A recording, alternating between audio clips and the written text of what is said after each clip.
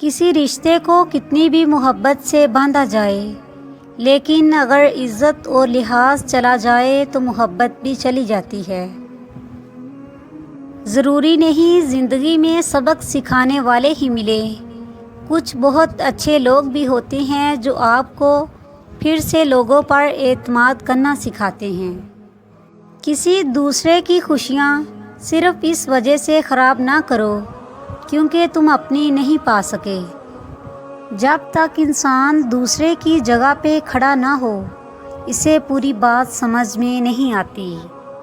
سہنے والوں کو اگر صبر آ جائے تو کہنے والوں کی اوقات دو کوڑی کی رہ جاتی ہے۔ عبادتیں صرف جائے نماز پر ہی نہیں ہوتی، بلکہ عبادتیں میٹھی زبان، دھیمے لہجے اور ہمدردانہ اور عاجزانہ رویوں سے بھی ہوتی ہیں۔ اللہ رزق کھول دے تو دسترخوان لمبا کر دو، دیواریں نہیں۔ کتابوں کی اہمیت اپنی جگہ، سبق اصل میں وہی یاد رہتا ہے جو وقت اور لوگ سکھاتے ہیں۔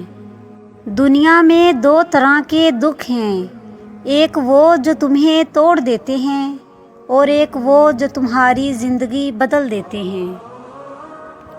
بعض اوقات آپ کسی کا برا سلوک صرف اس لیے برداشت کرتے ہیں کیونکہ آپ اس سے پیار کرتے ہیں۔ اگر کوئی شخص آپ کو عزت دے تو اس کا یہ مطلب نہیں کہ آپ بہت عظیم ہیں، بلکہ یہ کہ وہ شخص خود ایک اعلیٰ ظرف انسان ہے۔ اگر آپ نے کسی کے کردار کا اندازہ لگانا ہو تو یہ دیکھو کہ وہ ہنستا کس بات پر ہے۔ اپنے غموں اور پریشانیوں کو سینے میں دفن کر دو، اگر انہیں چہرے پہ سجاؤ گے تو کمزور ہو جاؤ گے۔